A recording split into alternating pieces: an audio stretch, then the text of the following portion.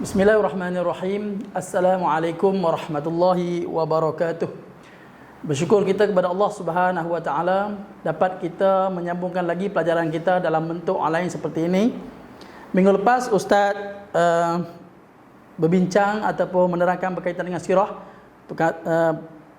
pembukaan kota Mekah. Hari ini Ustaz masuk tajuk dalam pelajaran adab tahun 6 menggunakan buku Pendidikan Islam tahun 6. Muka surat 177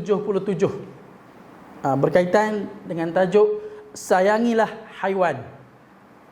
Rasulullah SAW menunjukkan sifat ihsan terhadap haiwan. Sifat ini dinyatakan dalam sebuah hadis Nabi SAW. Inna Allah katabal ihsana ala kulli syai'in fa iza qataltum fa ahsinu qitlah wa iza zabahtum fa ahsinu zibhah wal yuhidd ahadukum syafratah wal yurih zabihatah. Rawahu Muslim.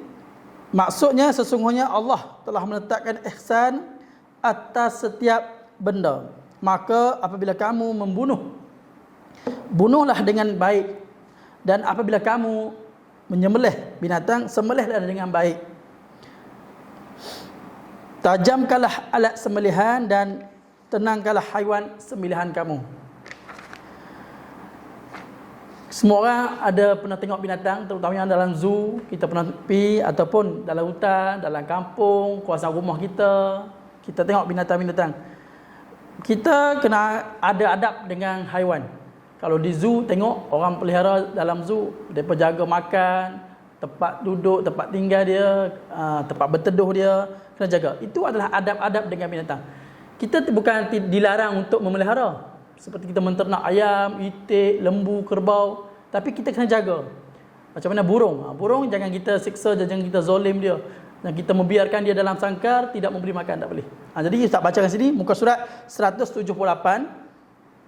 Adab terhadap haiwan. Yang pertama, memberikan perlindungan dan tempat tinggal yang sesuai. Seperti kita lah, kita pun kena ada tempat tinggal yang sesuai, kena ada rumah untuk kita berkeluarga. Begitu juga dengan haiwan atau binatang. Nombor 2, belas kasihan terhadap haiwan. Kita kena ada belas kasihan. Tak boleh nak biarkan dia mentang-mentang dia tu binatang, kita anggap dia sebagai binatang sebenarnya. Walaupun binatang tu anjing ataupun khinzir, dengan bahasa kasar babi lah. Kita kena nak ada sifat belas kasihan. Yang nombor 3, memberikan makanan dan minuman yang berkhasiat. Kalau kita jaga bela binatang, kita pelihara binatang, kita kena jaga makanan dia. Kena beri makanan yang berkhasiat. Kalau dia selalu makan makanan dia makan sayur-sayuran, maka kita kena beli sayur untuk bagi dia makan. Tak boleh lah dia makan sayur kita pergi beli makan daging, tak boleh. Macam burung dia makan dedak, kita kena bagi dedak. Dalam hutan dia makan tumbuh-tumbuhan, pucuk-pucuk kayu dan sebagainya, ulat-ulat, maka kita kena cari makanan khas untuk binatang tersebut. Yang keempat, penjagaan dan rawatan yang baik. Kalau kita tengok orang dekat luar sana ada klinik binatang, maksudnya kita kena ada jaga kesihatan macam manusia juga. Sebab tu ihsan tu, keprimanusiaan terhadap binatang dan juga manusia mesti kena ada sifat-sifat tu. Klinik maksudnya, kalau orang bela kucing, kita pernah tengok anjing sekalipun, apabila nampak dia lembek, demam, bawa pergi klinik. Kena jaga kesihatan. Dalam zoo pun kita tengok mana yang lemah, mereka akan rawat. Nombor 6, menjaga habitat haiwan untuk mengelakkan kepupusan. Tujuan kita jaga ni untuk mengelak kepupusan.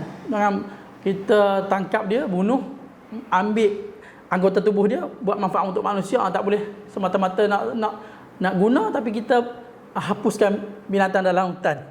Jadi kepupusan tak boleh, kita kena jaga benda tu. Sebab tu di Malaysia dia panggil apa? Perhilitan jaga binatang dalam hutan tu. Siapa dia bawa keluar binatang yang terlarang, maka kena saman. Itu. Nombor 7, tidak membunuh haiwan tanpa sebab, ikut suka. Ingat kalau kita budak-budak kecil kan, kadang-kadang tengok anak ayam nak tangkap, dia suka nak baling batu, nak katok dan sebagainya. Itu lainlah. budak tidak orang panggil tak berakal. Tapi kalau kita yang dah berakal ni nak buat macam tu tak boleh, berdosa hukum dia. Kita menginaya binatang atau membunuh binatang sesuka hati tak boleh. Walaupun binatang tu tak menyakiti kita ataupun mengganggu kita, seperti itik angsa. Dia suka. Kalau siapa pi dekat itik angsa, dia akan terkam kita. Macam. Tapi ada binatang yang boleh dibunuh. Binatang yang seperti ular, dia boleh meragut nyawa. Apa lagi? Lipan. Apa lagi? Tikus. Membawa pada racun dalam makanan, dalam rumah kita kan. Lain pada tu, lipas boleh kita bunuh. Binatang-binatang yang dibolehkan membunuh. Tapi di sini tajuk dia sayangilah haiwan. Kita kena cerita pasal nak jaga binatang. Okey. Muka surat 179. Kebaikan mengamalkan adab terhadap haiwan. Apa kebaikan dia? Bila kita jaga adab-adab dengan haiwan ni. Yang pertama,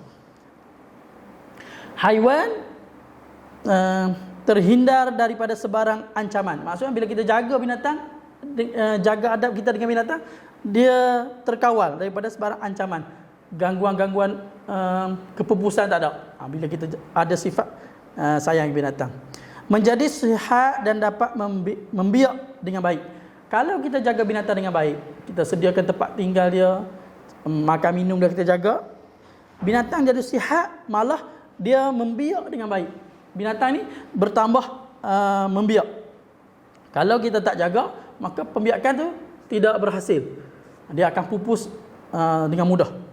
Dan apa kebaikan dia terhadap manusia pula? Kalau haiwan tadi itulah daripada dia mengelak daripada kepupusan dan sebagainya. Manusia, apa kelebihan dia? Kelebihan kepada manusia sendiri, mendapat sumber makanan yang secukupnya. Manusia tu sendiri dapat makanan, maksudnya dapat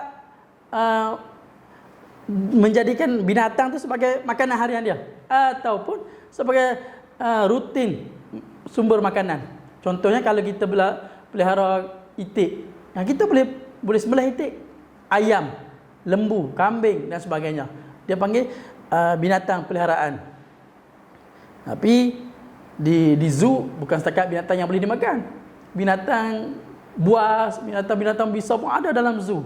Itu untuk nak tunjuk ataupun nak tunjuk kepada manusia ataupun orang lain, orang awam, bagaimana binatang-binatang hidup dalam hutan. Okey. Dan yang kedua, kelebihannya untuk manusia adalah menjanakan ekonomi. Bila kita pelihara binatang, kita sayang dekat binatang, kita boleh buat bisnes. Jual. Kita bela ayam. Bila ayam tu membiak dengan banyak, kita boleh jual. Jadi pasaran ekonomi, menambahkan pendapatan kita dan juga orang lain ataupun negara. Itu kelebihan kepada manusia. Dan apa kebaikan dia terhadap alam sekitar? Habitat terpelihara. Binatang-binatang dalam hutan terpelihara. Keadaan dia di dalam hutan selamat bila kita ada adab dengan binatang. Seterusnya, melestarikan ekosistem alam. Maksudnya makanan binatang ni dia makan tumbuhan tu, maka benda tu terjaga. Bila kita ada adab dengan binatang, kita akan jaga. Bukan setakat kita jaga binatang, kawasan kehidupan dia juga kita akan jaga. Itulah sedikit sebanyak ringkasan nota berkaitan dengan sayangilah haiwan. Dalam bab adab ni banyak tajuk-tajuk dia. Sayangilah sungai, sayangilah keluarga dan sebagainya. Dulu kita baca tajuk rehlah, jagalah tempat kita pergi ziarah dan sebagainya, kita berkelah dan sebagainya. Hari ini tajuk dia sayangilah haiwan. Setakat tu dulu untuk hari ini. Wabillahi taufik. Assalamualaikum warahmatullahi wabarakatuh.